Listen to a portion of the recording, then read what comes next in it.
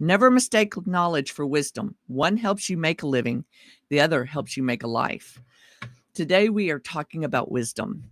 Wisdom is something that I will have to say is something my husband and I are actually seeking right at this moment. We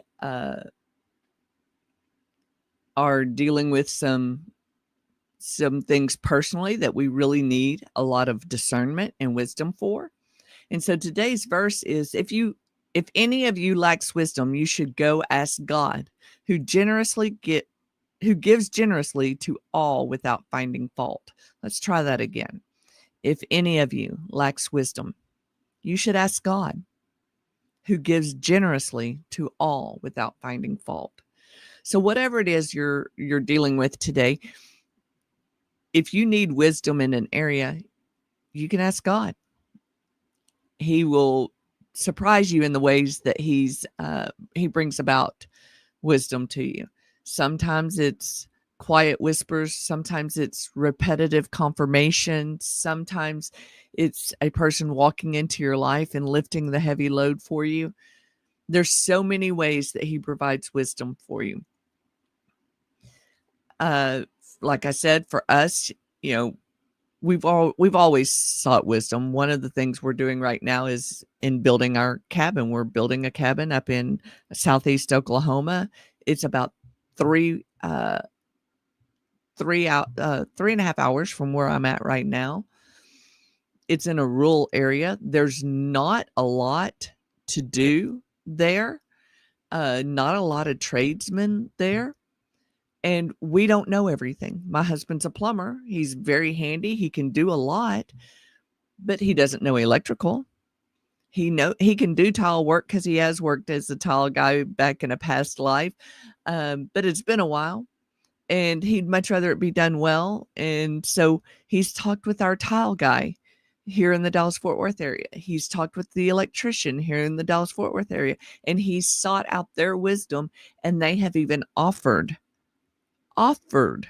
to drive the 3.5 hours away from here to come up and put it in for us. And that is really trying to decide what the wisdom is that you need to tap into. So I know for me, I kind of get caught up in the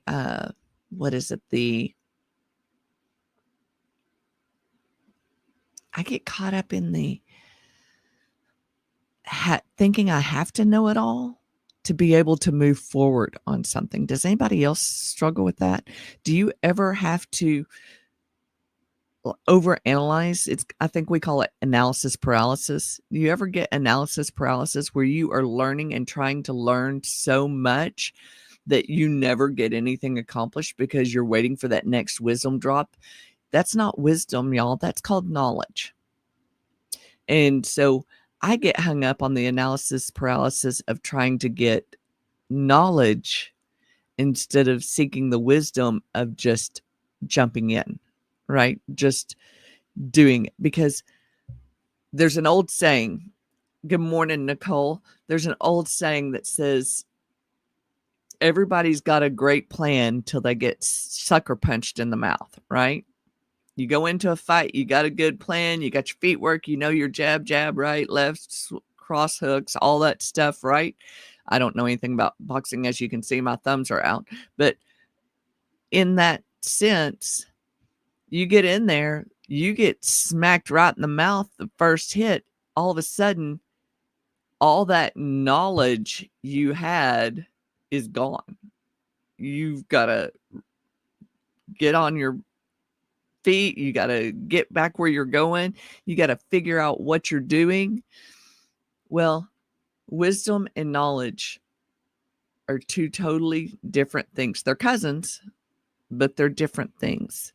Knowledge is building your skill set, building your things that you can learn. Wisdom is divine downloads. Wisdom is knowing what you want to know, but pressing in just a little bit further. Right now, we're dealing with something with my mother-in-law.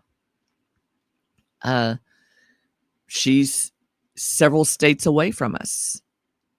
And it took me back to the time when my husband was in the hospital a few years ago. My husband was calling me and telling me all sorts of things that was going on with him and what was going on with the doctors and all of that. And I could have taken what he was saying at face value. I really could have.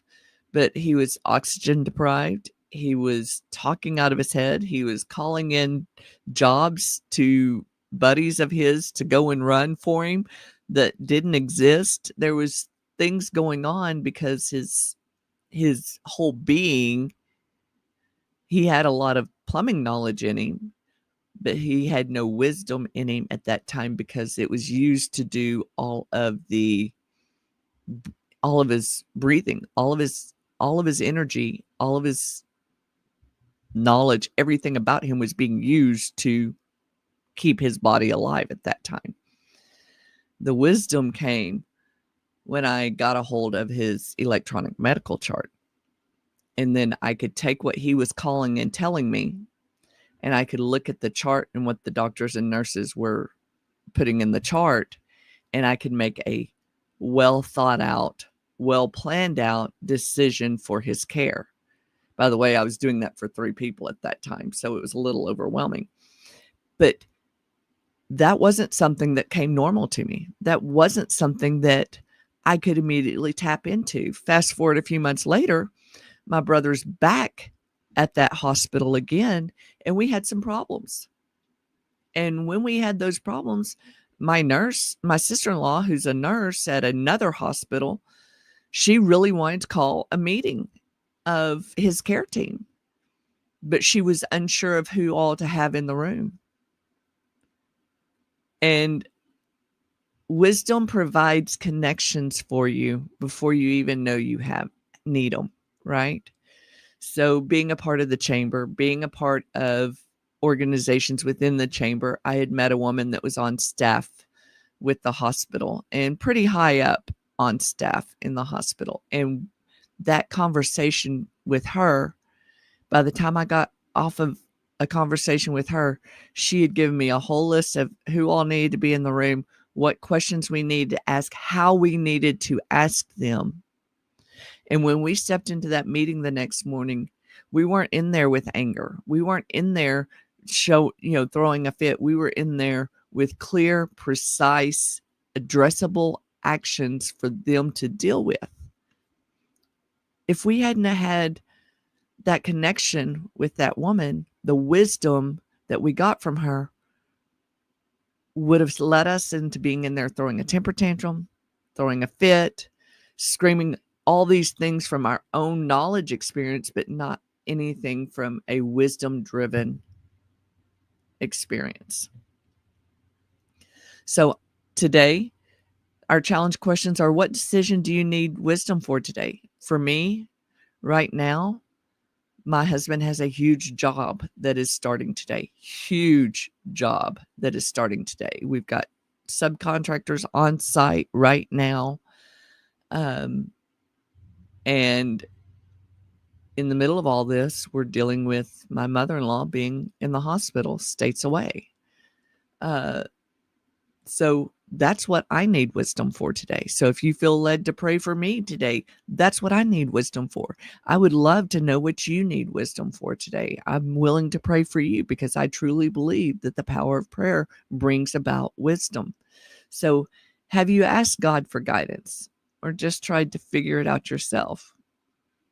I just had this talk with my husband. He has a cousin that lives up there right next to his mom. She actually has the power of attorney because she's right there. And my husband's an only child. I'm reminding him to lean onto his cousin. He's not alone. We've got this. These are things that, wisdom brings about, is learning when to tap into those around you, because you don't have to do this alone. And then where can you create space to hear God's voice? Another thing that I just told my husband. Normally he's the one that's driving the truck and driving the guys all over the Metroplex today. And I looked at him and I said, I need you to let the boys drive today. Because his head's just not there. His head is worried about his mom. His head is trying to figure out things for his mom. So until we get done with that, he needs to release. So that's our challenge questions for today. Like I said, today's verse is, if any of you lacks wisdom, you should ask God, who gives generously to all without finding fault. And that's James 1:5. So I hope you have a great day. Sorry for this being such a late jump on today. We were dealing with some things across the way, but we will be back tomorrow. And tomorrow we are talking about perseverance. I feel like we're leading up to something good here, don't you?